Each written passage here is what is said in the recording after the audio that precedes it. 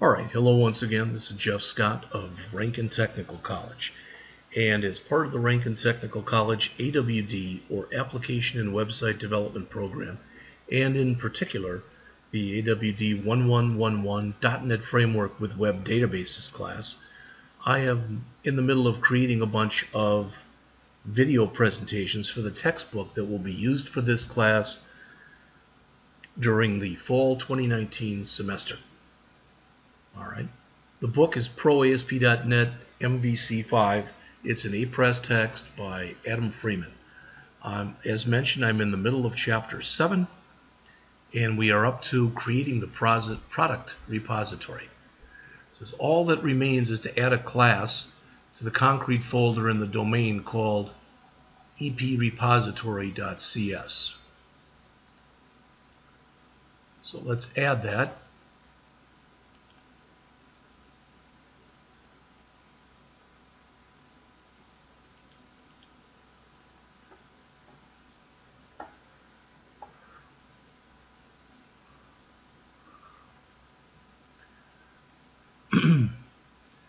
To concrete, add class,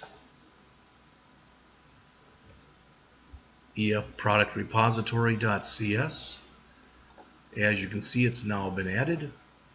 Then we are supposed to come in and change it so that the class looks like what is shown here.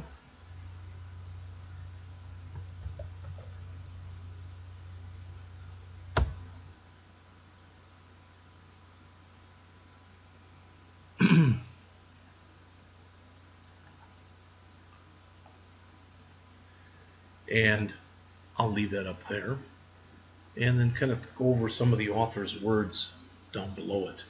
The author says this is the repository class that implements the iProduct repository. So you can see it implements the iProduct repository, and it uses an instance of that database context that we created before to retrieve data from the database using the entity framework.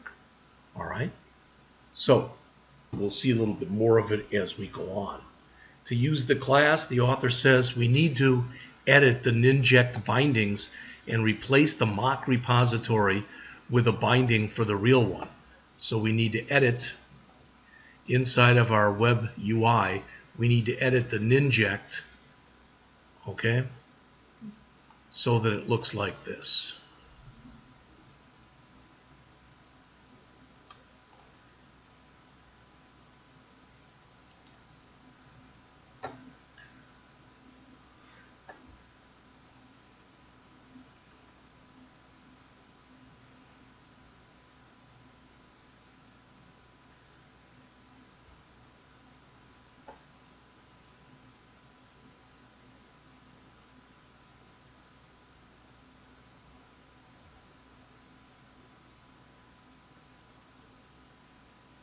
Oops. There is our dependency resolver. Double check to make sure it's the right class.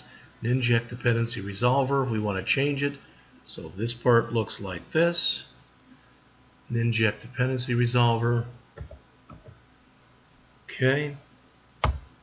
I've added some of this stuff. Notice it's not complete yet because the rest of it was, I would guess, at least on the next page here. There it is.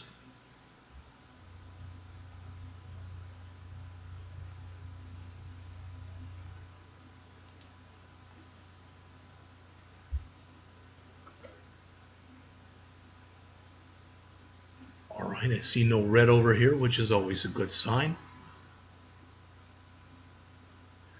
The new binding is in bold right there. It tells Ninject to create instances of the EF product repository class to service requests for the iProduct repository interface. When we run it again, we should now be getting our information from our database rather than the mock database. The mock database had the name of our product and the price. It did not have a description. So we'll see right now if indeed, alright, we've done it correctly or not. So let's go back to our Back to here, let's do a save all, and let's run the program.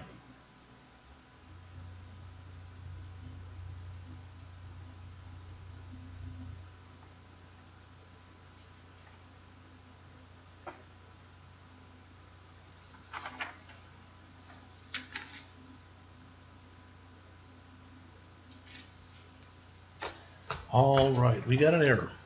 The requested page cannot be accessed because the related configuration data for the page is invalid. And it does look like it doesn't like the connection string that we put in there. So, hopefully, this will be a quick fix. Stop the run, go back to web config, grab that connection string that we put in here,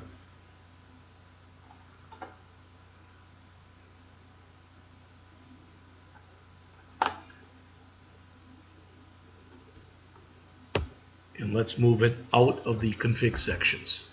Alright, so we moved it out of there. I don't know if this will fix it, make it any better, make it any different, but I changed it, moved it down, did save all, and we'll try to run this again and see if we get an error or if it, for lack of better words, gets fixed.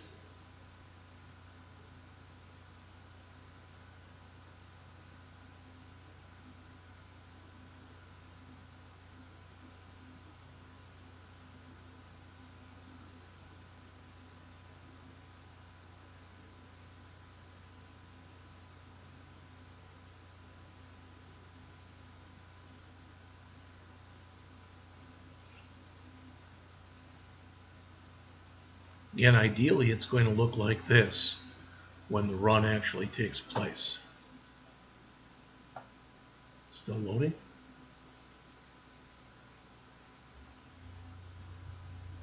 The author does mention here that it's possible that you could get a system.argument exception when you start the project.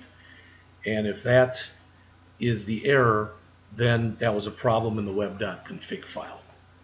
All right, well, I don't like that. Still loading.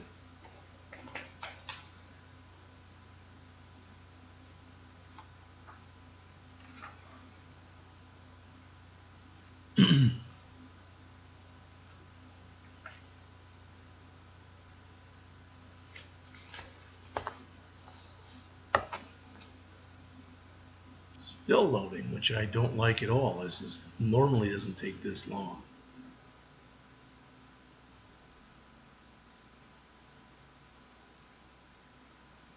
The author mentions here on the bottom of page 177, this approach to getting the entity framework to present a SQL Server database as a series of model objects is simple and easy to work with. Well, I think we're proving right now it's not that simple. And it allows me to keep my focus on the MVC framework. Of course, I am skipping over a lot of the detail about how the entity framework, or EF, operates, and the huge number of configuration options that are available. The author says here that he likes the entity framework and recommends that you spend some time getting to know it in detail. And a good place to start, he mentions, is to actually come out and take a look right there. All right. I have never seen anything like this where the program just keeps running and running. It's like it's in an infinite loop. I'll try it again. Well, it did look like it was giving me an error message though, and the error message is, unfortunately, has gone away.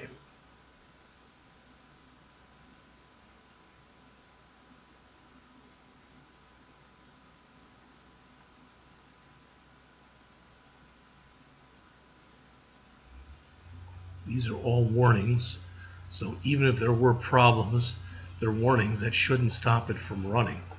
So I'm going to go over to Views, try going out to my list, and say View it in the browser.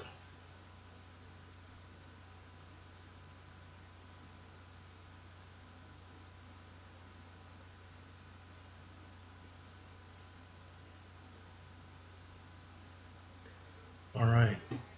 says keyword not supported, initial catalog.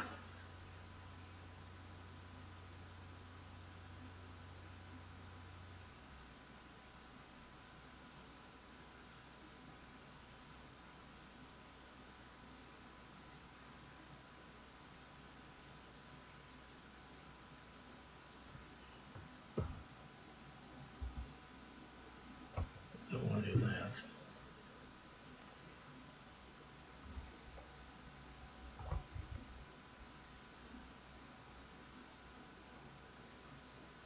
Somewhere I've got the word initial catalog. First place to look is probably in my web config file.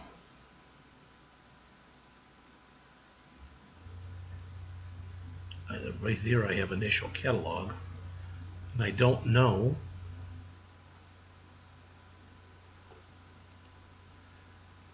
if that is supposed to be 2 words. So what I'll do is I'll look back in the book here.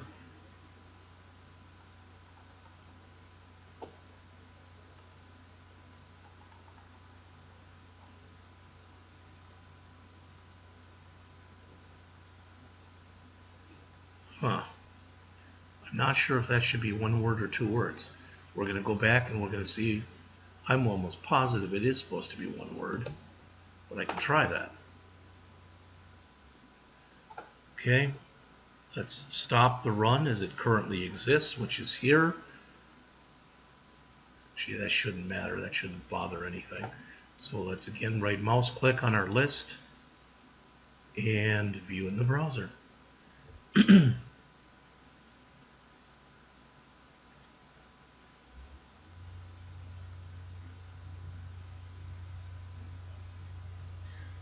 Oh, there we go, hot dog. So when I look here,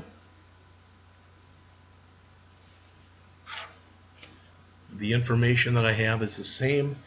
That information that's right there is the same that is shown in our text on page 177 right here. We've got a little more because they just cut off part of the screen there. All right. We are at 12.5 minutes. I'd like to actually continue on and do pagination, which is just a few pages, but just in case that's going to take a little longer, all right, I'll make that the next lecture, and we'll stop right here.